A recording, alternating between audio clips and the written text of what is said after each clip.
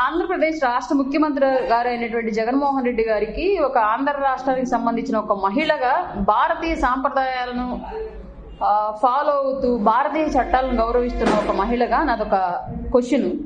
సహజంగా సార్, ఒక భార్య అంటే భర్తకు సంబంధించిన వ్యక్తిగత మ్యాటరా, ఊరోళ్ళకు సంబంధించిన మ్యాటరా? మీ భార్య ఊళ్ళో మ్యాటర్ అయిందని చెప్పేసి మీరు ఊళ్ళో వాళ్ళ భార్య గురించి మాట్లాడతాను అంటే అది ఎలా కుదిరిద్ది? భార్య అంటే ఒకళ్ళున్నా, ఇద్దరున్నా, ముగ్గురున్నా, 30 మంది ఉన్నా ఆ భర్తకు మాత్రమే వ్యక్తిగతం, ఆ భార్యలకు మాత్రమే వ్యక్తిగతం. నువ్వు ఎవడు దాని గురించి మాట్లాడడానికి?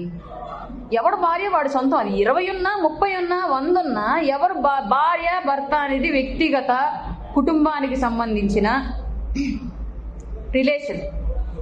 నీ భార్య ఊరోళ్ళ మ్యాటర్ అయిందని చెప్పేసి ఊర్లో వాళ్ళందరి భార్యల గురించి నువ్వు మాట్లాడతానంటే ఎట్లా? అది ఊరోళ్ళకి ఏంటి సంబంధం? నీకు ఊర్లో ఉన్న వాళ్ళందరూ నీకు పదవి ఇచ్చింది ఊరికి సంబంధించి రోడ్ల గురించి మాట్లాడమని, ఊరికి సంబంధించి స్కూల్ గురించి మాట్లాడమని, ఊరోళ్ళందరూ చేయించుకునే వైద్యం గురించి మాట్లాడమని, ఊరోళ్ళందరూ పొలాలు తడపాల్సిన ప్రాజెక్టుల గురించి మాట్లాడమని, పిల్లలు చదువుకోవాల్సిన స్కూళ్ళ గురించి మాట్లాడమని, పిల్లలకి ఉన్నత విద్య అందించాల్సిన కాలేజీల గురించి మాట్లాడమని, ఊళ్ళోకి బస్సులు లారీలు అన్ని తిరగాల్సిన రోడ్ల గురించి మాట్లాడమని, ఊరికి నిధులు వచ్చి పరిశ్రమలు వచ్చి యువతకు ఉపాధి కల్పించడానికి పరిశ్రమలు తీసుకురావడానికి ఆ పరిశ్రమల గురించి మాట్లాడమని, ఊరోళ్ళు ఇబ్బంది పడుతున్న నేరాల గురించి మాట్లాడమని, వాటిని కంట్రోల్ చేయమని, ఊరోళ్ళందరూ తాగే మందు దానికి సంబంధించిన ఆరోగ్యం వాటి పరిరక్షణ గురించి మాట్లాడమని, ఊరు ఉమ్మడి ఆస్తుల గురించి మాట్లాడమని నీకు ముఖ్యమంత్రిగా ఇచ్చారు. నువ్వు ఎవరో వ్యక్తిగత జీవితాల గురించి మాట్లాడడానికి నీకు ఎవరిచ్చారా రైట్? నీ నుంచి ఎవడు ఆశిస్తున్నాడు? అది ఫస్ట్ గెలిచినప్పుడు 2019 అసెంబ్లీ సమావేశంలో మాట్లాడావు. అప్పుడు 3 భార్యలే అన్నావు. ఈ 4.5 ఏళ్లుగా మాట్లాడుతానే ఉన్నావు. సపోజ్ ఒక 30 సార్లు మాట్లాడావు అనుకుందాం పవన్ కళ్యాణ్ గారి భార్యల గురించి. 3 ఉన్నారు కానీ 3 కాస్త 30 మంది అయ్యారా? 3 ఉన్నారుగా. కానీ ఇది రాష్ట్ర ప్రజలందరికీ తెలుసుగా ఆయన 3 భార్యల సంగతి ఫస్ట్ సభలో చెప్పావుగా. తెలియదు అనుకుని చెప్పావు అనుకుందాం సపోజ్. ఈ 30 సార్లు చెప్తానే ఉన్నావుగా, రాష్ట్ర ప్రజలకు తెలుసుగా.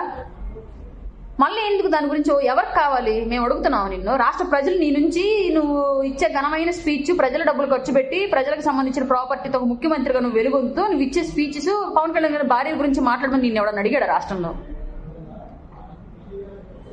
నీ భార్య ఊరోళ్ళకి సంబంధించిన మ్యాటర్ అయిందని మీ భారతి గారు ఊర్లో వాళ్ళందరి భార్యలు నీలాంటి ఊరకొక్కలు మాట్లాడుకునే పరిస్థితులు లేరు. నీ ఇంటి ఆడబిడ్డలకు ఎంత గౌరవం ఇచ్చుకుంటావో పరా ఇంటి ఆడబిడ్డలకు కూడా అంతే గౌరవం ఇవ్వు. నీ ఇంట్లో ఆడపిల్లల గురించి మేము ఎప్పుడన్నా మాట్లాడామా? పవన్ కళ్యాణ్ గారు ఎక్కడన్నా స్పందించారా దానికి సంబంధించి? కనీసం మమ్మల్ని మాట్లాడనిస్తున్నారా ఆ విషయాల గురించి?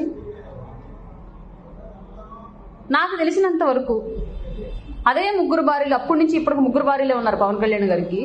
లేదు ఇంకా పెరిగినది ఆయన వ్యక్తిగత విషయము. 3 ఉన్నా, 30 మంది ఉన్నా, 300 మంది ఉన్నా, నీకున్నా సరే మాకు సంబంధం లేదు దాని గురించి. మాకు అవసరమైన విషయాలు 2019లో నువ్వు మాట్లాడినప్పుడు రాష్ట్రం యొక్క అప్పులు ఎంత ఉన్నాయి, ఇవాళ ఎన్ని చేసావు, ఎన్ని లక్షల కోట్లు చేసావు, ఆ రోజు రోడ్లు ఎలా ఉన్నాయి, ఈ రోజు ఎలా ఉన్నాయి, ఆ రోజు మీటర్కి ఒక గుంట ఉండేది, ఇవాళ అసలు అరడుక్కు ఒక గుంటలు పడిపోయాయి, ఎంతమంది ఊపిరిలు పోతున్నాయి మా కళ్ళారా మేము చూస్తున్నాం నిరంతరం. నీ సాక్షి పేపర్లో రాయరేమో, మిగతా పేపర్లో రాస్తున్నారు, మిగతా ఛానల్స్ లో చూపిస్తున్నారు, మిగతా సోషల్ మీడియాలో కూడా చూపిస్తున్నారు. రోడ్లు కుంట్ల వల్ల ఎంతమంది ప్రాణాలు పోతున్నాయి మేము అందరం చూస్తున్నాం. ఆ రోజు నువ్వు పెండింగ్ లో ఉన్న ప్రాజెక్టులు ఎన్నో నేను అధికారులకు ఎక్కినప్పుడు 4.5 ఏళ్ళు ఎన్ని పూర్తి చేసావు, ఎన్ని మరమ్మతులు చేయించావు? ఆ రోజు ఎంతమంది నిరుద్యోగ యువత రాష్ట్రంలో ఉన్నారు, ఎంతమందికి నువ్వు ఉద్యోగాలు కల్పించావు? ఈ 4.5 ఏళ్లలో ఎంతమంది నిరుద్యోగ యువత పెరిగారు, వాళ్ళందరికీ ఉద్యోగాలు కల్పించడానికి నువ్వు ఎలాంటి పరిస్థితులు నీ రాష్ట్రంలో తీసుకొచ్చావు? ఆ రోజు సామాన్యుడు మామూలు ఉద్యోగి యొక్క జీతం ఎంత, ఇవాళ ఎంత పెంచావు? వాళ్ళు ఎంతమంది సంతోషంగా నీ కింద నీ అండర్ గవర్నమెంట్ లో పనిచేస్తున్నారు?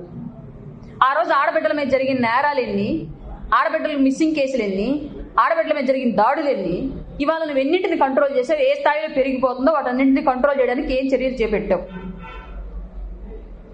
ఆ రోజు అప్పుల బాధలు భరించలేక ఆత్మహత్యలు చేసుకున్న రైతులు ఎంతమంది? నువ్వు ఈ 4.5 ఏళ్లలో ఎంతమందిని కంట్రోల్ చేసావు? ఎంతమందికి ఇంకొకసారి ఆ పరిస్థితి రాకుండా ఎలాంటి చర్యలు ఈ రాష్ట్రంలో చేపట్టావు? ఏ రైతు కన్నీళ్ళు నువ్వు తుడిచావు?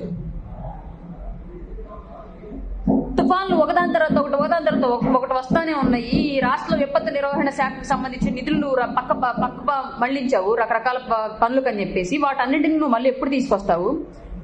మళ్ళీ తుఫాన్లు వస్తే మళ్ళీ రైతులను ఆదుకోవడానికి సిద్ధంగా నువ్వు ఎలాంటి ఫండ్స్ రెడీ చేసి పెట్టావు, ఎలాంటి చర్యలు చేపట్టావు? పవన్ కళ్యాణ్ గారు 3 భార్యలే. నువ్వు అధికారంలోకి వచ్చిన దగ్గర నుంచి, నువ్వు అధికారంలో లేనప్పుడు కూడా, నువ్వు అధికారం నుంచి దిగిపోయినా కూడా 3 ఉంటారు, 3 ఉన్నారు. నువ్వు 30 సార్లన్నా 300 సార్లన్నా 3 ఉన్నారు. నువ్వు రాష్ట్ర ప్రజలకు పదే 3 భార్యల గురించి చెప్పాల్సిన అవసరం లే, అందరికీ తెలుసు. ఈ 4.5 ఏళ్లలో నీ రాష్ట్రం గవర్నమెంట్లో, నీ గవర్నమెంట్లో రాష్ట్రానికి జరిగిందేంటి, జరగాల్సిందేంటి, జరగబోయేదేంటి, ఏం చేశావు? భార్య అనే కాన్సెప్టు మన ఇంట్లో మన చేతగానితనం వల్ల మన భార్య ఊరోళ్ళ మ్యాటర్ అయిందని చెప్పేసి మన అసమర్థతను మనం గమనించుకోలేక మన భార్య ఊరోళ్ళ మ్యాటర్ ఎందుకైంది, మనం ఊరకొక్కలాగా ఊళ్ళ మీద పడి తిరుగుతుంటే కదా మన భార్య ఊరోళ్ళ మ్యాటర్ అయింది. ఆ ఫ్రస్ట్రేషన్ తోటి మనం ఊరోళ్ళ భార్యల గురించి మాట్లాడతానంటే ఎలా కుదిరిద్ది?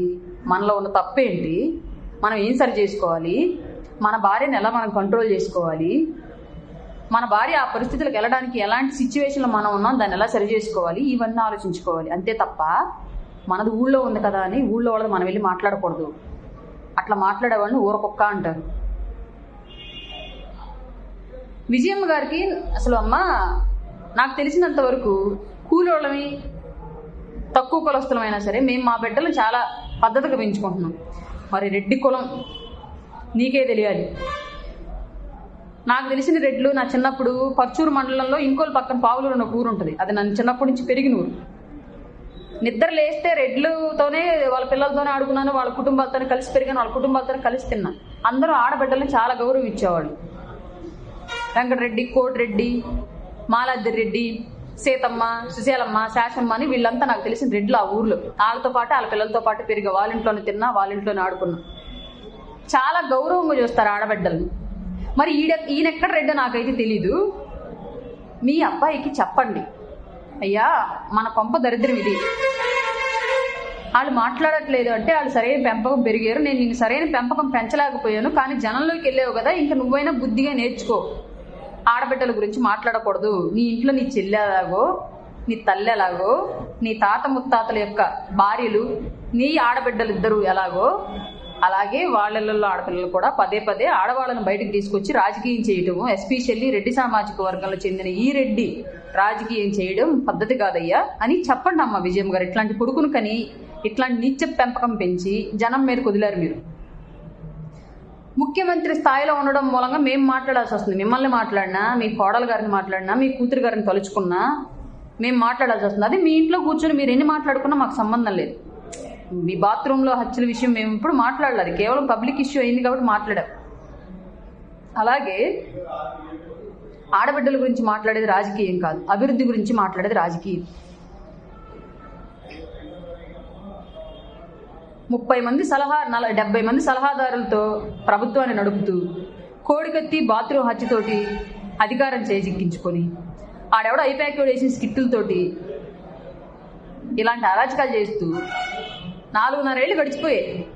4.5 ఏళ్ళుగా పవన్ కళ్యాణ్ గారు ప్రజల పక్షాన్ని పోరాడుతున్నారు, అదే భార్యలతో ఉన్నారు. ఆయన సమస్య అదే, ఆయన వ్యక్తిగతము ప్రజలకు సంబంధించిన సమస్యల మీద పోరాడుతూనే ఉన్నారు. నువ్వు ఒక ముఖ్యమంత్రి, నువ్వేం చేసావు అనే గురించి మేము అడుగుతోంది. నీ కొంపల్లో ఉన్న రంకులు తీసుకొచ్చి రోడ్లలో పెట్టుకుంటారని చెప్పేసి అందరిని తీసుకొచ్చి అలాగే మాట్లాడకండి, అవసరం లేదు. మీ ఇళ్ళల్లో ఆడపిల్లలు ఎలాగో అందరి ఇళ్ళల్లో ఆడపిల్లలు అలాగే. సరే నువ్వు అన్నావుగా అంటే అన్నావు, అన్న తర్వాత విజయం తుఫాన్ వచ్చేళ్ళిందిగా, ఇప్పటివరకు ఎంతమంది రైతుల ఖాతాలో డబ్బులు వేసే చెప్పు మొత్తం అంతా. లేదు నేను ఎవరికి విద్యా దీవెన ఏదో బటన్ నొక్కి వచ్చావుగా, ఎన్ని రోజులు పడతాయి డబ్బులు పూర్తిగా చెప్పు. నువ్వు రెండోసారి నొక్కిన కావాలోనే ఎక్కడో వచ్చి నొక్కిళ్ళేవు రెండో బటన్, ఆ బటన్కి ఇంతవరకు పూర్తిగా డబ్బులు పడలా. అందరికి 3,600, 4,900 ఇవి పడ్డాయి. నువ్వు చెప్తుంది మాత్రం 15,000, 18,000 అని చెప్పి చెప్తున్నావు. ఏ తల్లిదండ్రులు పూర్తిగా నీ అకౌంట్ నుంచి నువ్వు నొక్కిన బటన్ వల్ల పూర్తిగా డబ్బులు పడ్డాయి చెప్పమని చెప్పు. ముఖ్యమంత్రి అనే పదవికి మర్యాద కాపాడటం నీకు చేత కాకపోతే 3 నెలలు ఓపిక పట్టు, ప్రజలు పంపిస్తారు ఇంటికి. ఆ పార్టీలోకి వెళ్తున్న నాయకులకు సంబంధించి నాకు అదొక సందేహం. ఇప్పటి వరకు ఎట్లా ఉన్నారు, ఇక మీద ఎలా ఉంటారు? ఇవాళ పవన్ కళ్యాణ్ గారి భార్యల గురించి మాట్లాడినాడు, రేపు పొద్దున మెంటలు ఎక్కువ మరీ స్క్రూలు అయితే మీ భార్యల గురించి, మీ బిడ్డల గురించి, మీ తల్లుల గురించి మాట్లాడ్డా? మీకు సిగ్గని పెట్టలా? ఏళ్ల తరబడి రాజకీయ చరిత్ర చూస్తే ఎప్పుడన్నా ఇట్లాంటి దరిద్రుడి కింద రాజకీయం చేశారా? ఇట్లాంటి వాడిని ఇంకా ప్రజలు నమ్ముతారని మీరు భావిస్తున్నారా? ఇంకా ఆ పార్టీలు ఎట్లా ఉంటున్నారు, ఎలా కంటిన్యూ అవుతున్నారు? అంటే మీరు కూడా అదే టైప్ ఎదవలా, లేదంటే అధికారం కోసం ఎదవ కింద పనిచేస్తున్నారా? సిగ్గు సెరలేని సంతంతా మా రాష్ట్రంలోనే వచ్చింది. ఇంకో 3 నెలలు ఆగి దయచేసి ఆంధ్ర రాష్ట్ర ప్రజలు ఈ దరిద్రాన్ని దించండి అయ్యా బాబు. పడగద్దులు జరిగే వ్యవహారం పబ్లిక్ సభలో మాట్లాడుతున్నాడు దరిద్రుడు.